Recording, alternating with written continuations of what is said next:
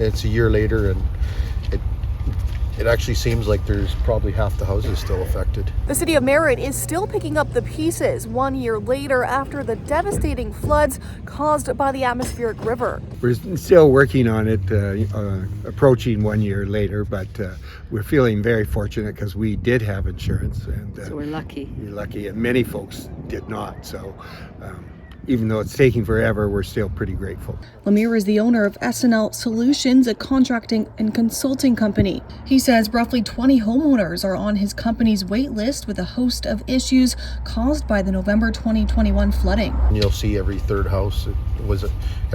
to third house was affected there, and every third house is still dealing with the damage from it. Merritt Mayor Mike Getz was personally impacted by the flooding. He and his wife were volunteering with Emergency Social Services when his home began to fill with water. We realized our area was being flooded, and we actually watched our house flood on somebody else's closed circuit camera. So we knew that our house was flooding at that point in time, and it was a surreal experience to be helping people while you watch your house actually flood. It's been 11 months steady work, and I have just a little bit left to go, and we'll be back in. But there are some people who have just started, and others who haven't even started yet because they are waiting for either insurance payouts, disaster funding. So we are still really continue working on our houses in those affected areas. And where I am, we lost 8 houses on my street. The city of Merritt says over 600 homes were impacted by the flooding. Some people's lives were changed forever here. This is a forever change. Some people had worked for everything they had and they lost it in the flood, and now they're in hotel rooms. And some people are quite elderly that can't just get downstairs and pull your stuff out and pull your socks up. They just can't do it.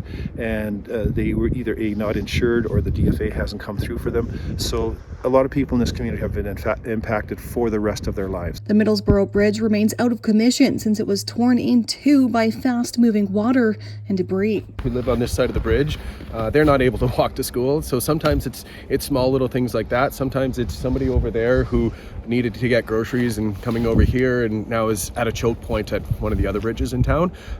It's just a very vital link in a city with 3 bridges for one of them to be knocked out by a flood. A bridge is expected to be in place by the end of next construction season, but Strang says completion dates depend heavily on provincial approvals.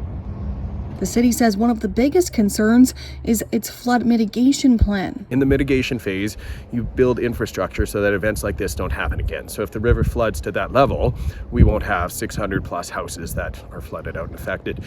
The problem with that is that gets to be more into federal funding historically, and the federal government has closed any mitigation funding program. There was one big program that was available, and that is how Grand Forks in 2018 got their rebuilding money. Their rebuilding funding of $50.2 million was announced on their 1-year anniversary. At this point, we've heard nothing from the federal government except that the program is closed and there is no other programs available for flood mitigation. We're a year in, we're on temporary dikes. And we're in a freshet season, whether you like it or not. Anytime you get snow on the ground, the weather here can change very quickly. So we're in a freshet season now. We're on the temporary dikes that we had a year ago, and we still have one of the dikes that the military put up that is still here, a temporary dike, which we will be leaving up because we may need it. I don't think we will, but it's a sad state of affairs when we're a year in and we still have received no idea on the funding. For Castanet News, I'm Madison Earhart in Merritt.